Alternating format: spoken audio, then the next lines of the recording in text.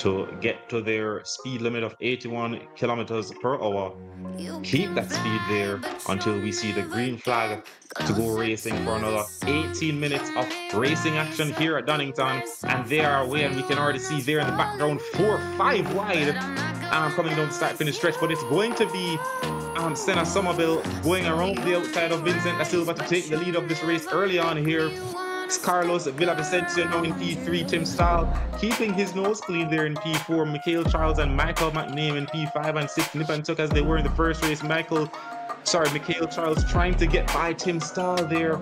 No inter-team orders between those two drivers for JSRA Team A and C. Estefano Barrera and his teammate Luis Felipe Gil in P8. And well, they were P8 and P7, but Barrera getting past Michael McName there through turn 9. Now coming up over the hill to start the back straight, and it's Tim Stahl still in P4 trying to get past Carlos ahead of him, and he's almost side by side. It looks as though Mikhail Charles wants to get involved in this action, but it's going to be Senna Somerville. An excellent race start for him here in the Radicals, and Tim, they're almost side by side. A bit of contact between himself and the Venezuelan, and he finds himself into P2, but there was some contact there.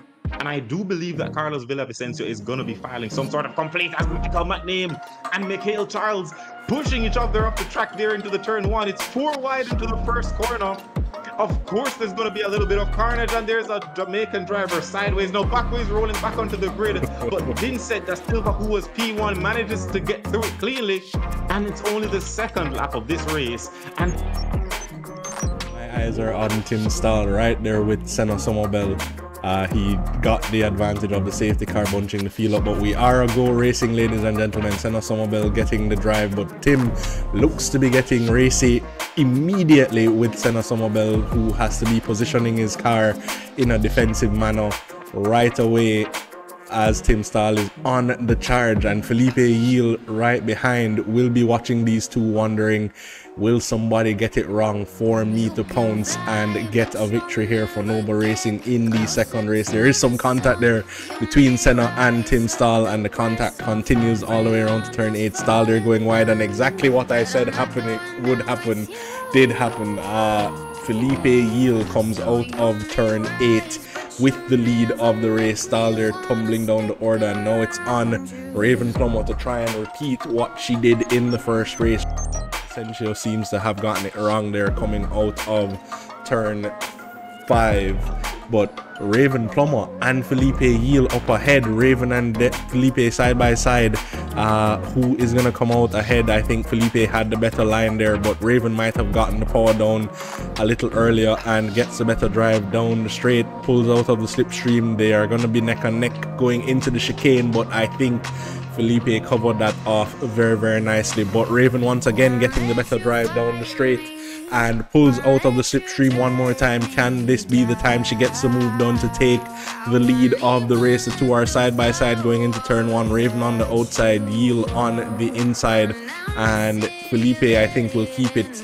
Again, Senna Somerville there getting it wrong on the exit and finds himself tumbling down the order. The lead, we have a three-way battle here going on. Mitchen Wallace, Bell and Lopez all fighting for that 10th position. Some contact there from one of the drivers.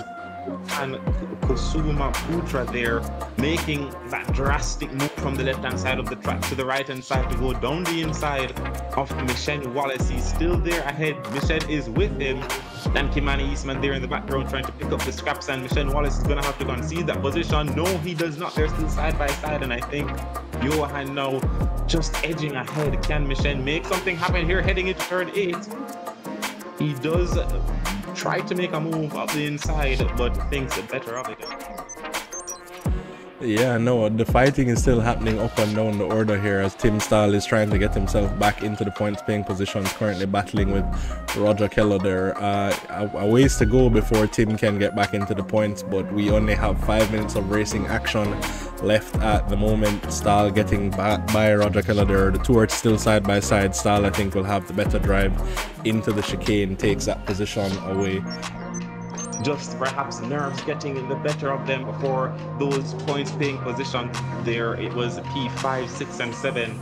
Now Ceballos now drops down to P8. and fighting his countryman Luis Daniel Velez, who I think may have a little bit of a pace advantage, and moves around it was the inside. It turned to the outside for corners number 4 and heading now into 5, and Luis Daniel Velez finds himself up into P8. Tim Stahl moves up past Roger Keller. We saw that move actually heading through the final chicane there, and it's going to be Raven Plummer trying to get past Felipe Yield there, but these two so equally matched for pace. It seems that it's you make a mistake or you're gonna lose that position. But if any positions are gonna be made or any overtake is gonna be made here, it's gonna be a blink and miss type situation.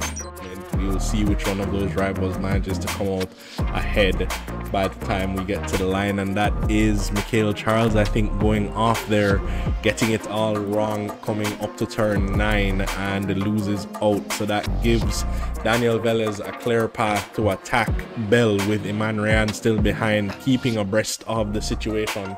But time has elapsed, ladies and gentlemen. I am not sure if the drive was in the lead started that lap. I believe that lap should be the final lap for Yield and Plummer. And those two drivers.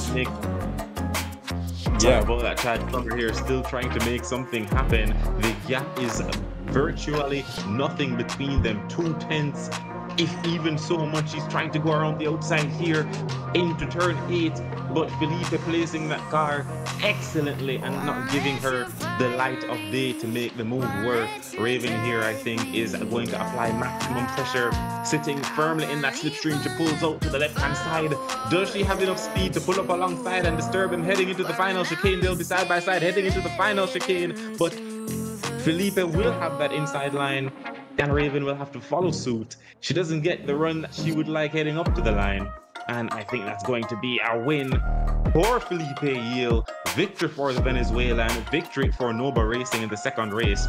Raven Plummer, an excellent race from her, but bested by the Venezuelans once again. Stephen Hummels picking up the scraps for JSRA Team C. Iman Ryan fought and held off the position from Mikhail Charles, Ramiro Dominguez, and Johan Kandra Kusuma Pantura.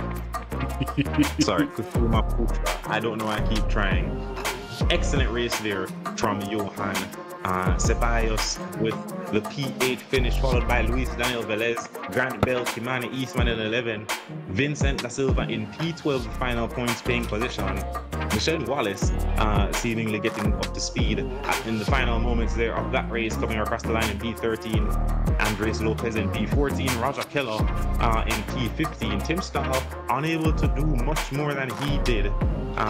That recovery drive not panning out how he would have wanted, finishes P16.